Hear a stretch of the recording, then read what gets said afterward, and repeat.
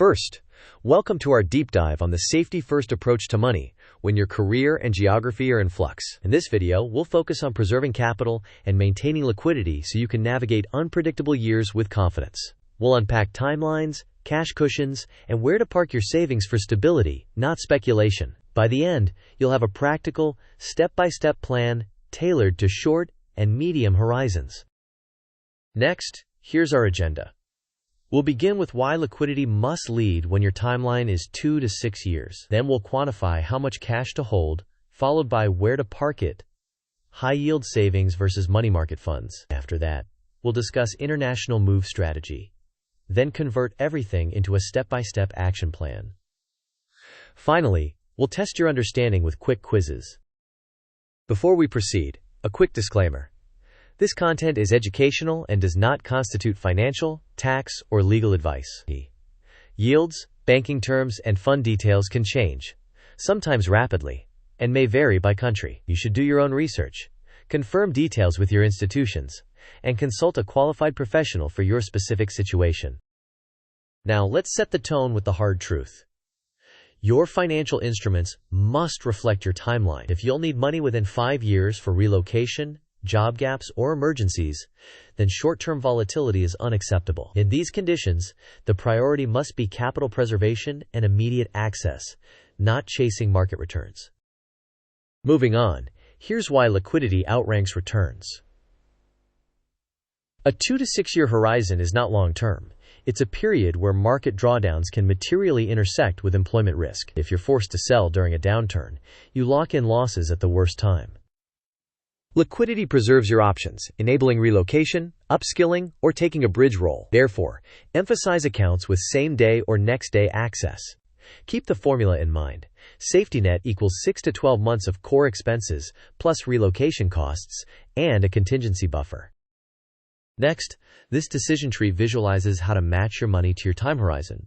If you need funds within 0 to 2 years, default to a high-yield savings account. If your need is 2 to 5 years, a conservative money market fund, especially Treasury-only or government, can be appropriate. For 5 to 7 years, uncertainty still argues for a majority cash stance, with only a small, conservative allocation to investments. Only for 7+ years, and only if the funds are truly not needed, does a diversified portfolio become suitable.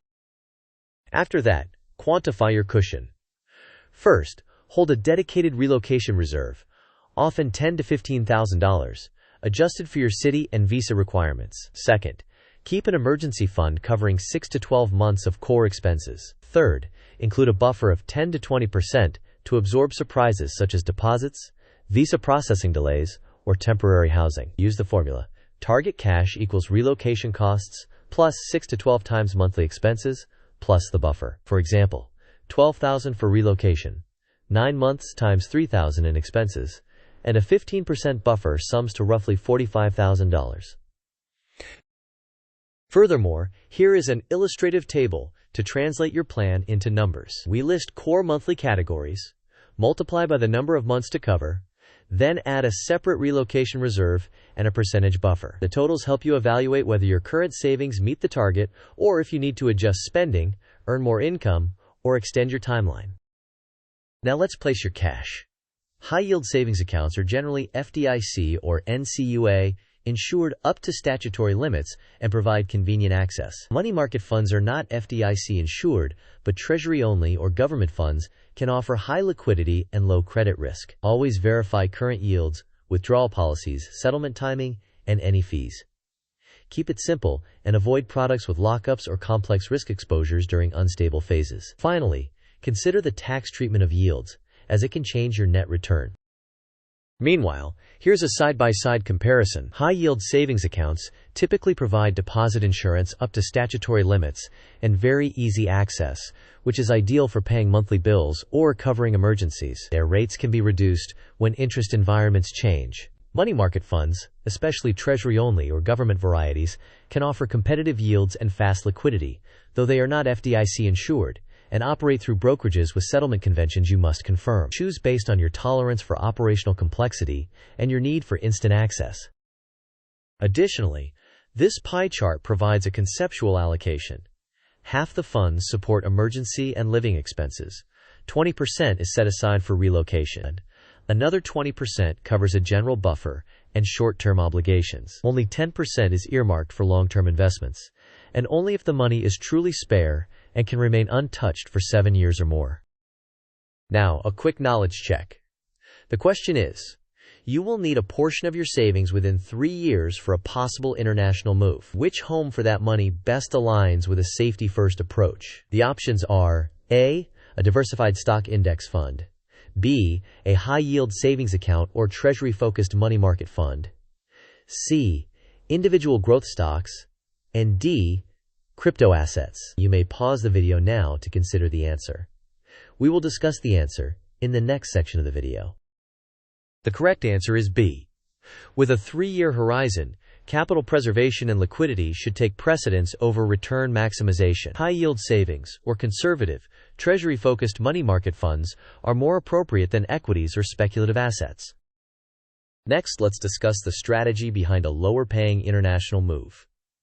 Taking a role abroad can be a smart bridge if domestic options are weak. It can reduce your cash burn rate, extend your runway, and open optionality for future roles. The key is to avoid risking your core savings while you navigate this transition. Building on that, a lower-paying position overseas can extend your runway if the cost of living is favorable. It creates optionality by exposing you to new markets and skills, and helps maintain professional momentum by avoiding resume gaps. Throughout this period, the directive is to protect capital. Only invest amounts that are genuinely surplus and that you can ignore for 7 or more years, regardless of employment outcomes. Now, this timeline outlines a practical sequence.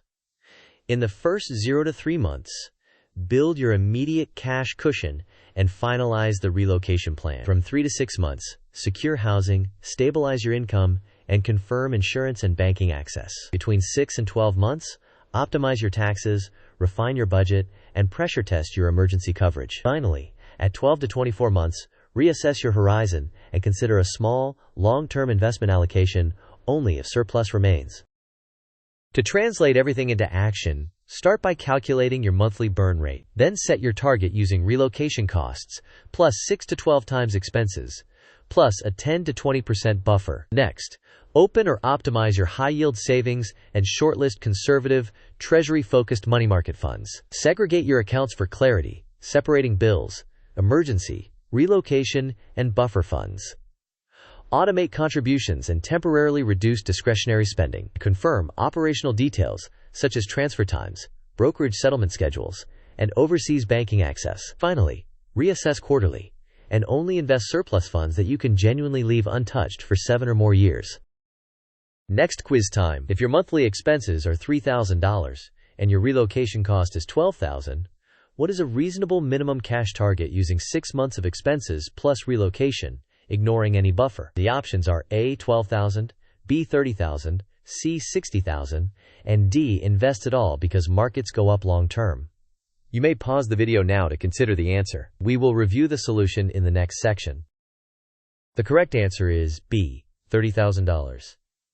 6 months of expenses at $3,000 per month equals $18,000. Adding $12,000 for relocation produces a $30,000 minimum target before adding any buffer. In summary, always lead with your timeline. If you will need funds within 5 years, elevate liquidity and principal safety over returns. Calculate a target that includes relocation, 6 to 12 months of expenses, and a buffer. Use high-yield savings and conservative, treasury-focused money market funds for access and stability. Finally, invest only the money that is truly surplus and that you can leave untouched for at least 7 years.